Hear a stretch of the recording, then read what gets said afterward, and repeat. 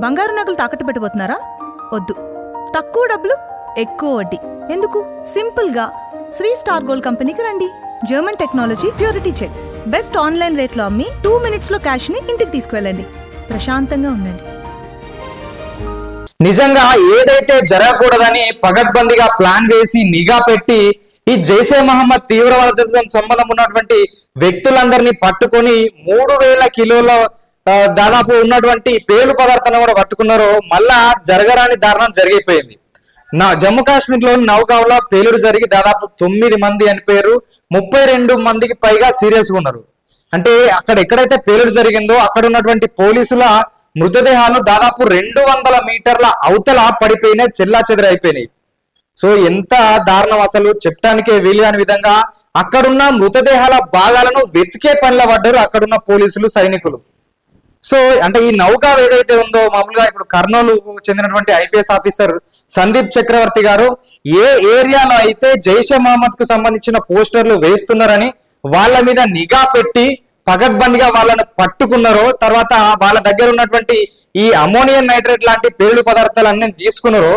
So తీసుకున్న తర్వాత ఇక్కడ వాళ్ళు చేసిన మిస్టేక్ ఒకటి ఏంటంటే ఈ పేలుడు పదార్థాలను ఏదో టెస్ట్ చేసి డైరెక్ట్ గా దాన్ని డిస్మాజిల్ చేయడము, లేకపోతే ఏదైనా జనావాసం గాని ప్రదేశాల్లో పెట్టడం చేయకుండా అక్కడ పోలీస్ స్టేషన్లోనే వీళ్ళు పెట్టడం జరిగింది. అయితే ఇప్పుడు దాదాపు 4 రోజుల టైం గడిచిపోయింది కాబట్టి అక్కడ ఆ పేలుడు పదార్థాల శాంపిల్ తీసుకొని ఇవి దేనికి సంబంధించినవి, ఏ స్థాయిలో దాని ప్రభావం ఉంటుందని టెస్ట్ చేసేందుకు అక్కడైతే వచ్చినటువంటి కొంతమంది ఆ శాంపిల్ తీసుకుంటున్నటువంటి సందర్భంలో సో మరి ఆడ ఏదో పొరపాటున అక్కడ అది పేలుడు సంభవించినట్టయితే తెలిసింది.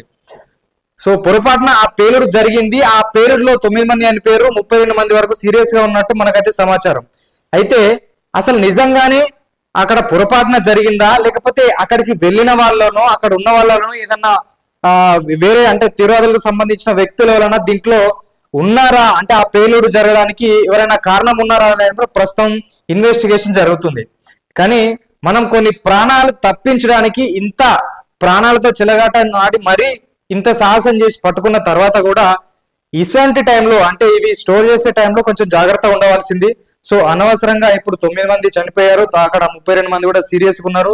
అక్కడ దాదాపు అంటే 15 కిలోమీటర్ల దూరం వరకు ఈ పేలుడు సంభవించినప్పుడు అంత సౌండ్ వచ్చిందట. అంటే మామూలుగా వీడు ఇంతకుముందు ఎవడైతే డాక్టర్ ఉమర్ ఉన్నాడో సో వాడు ఇక్కడ నుంచి ఇంకొకటికి ట్రాన్స్పోర్ట్ తీసుకుపోయే టైంలో కొద్ది మాత్రం పేలుడికే అంతగానో ఇబ్బంది అయింది. సో ఇది దాదాపు 3000 కిలోలకు సంబంధించిన పేలుడు పదార్థాలు.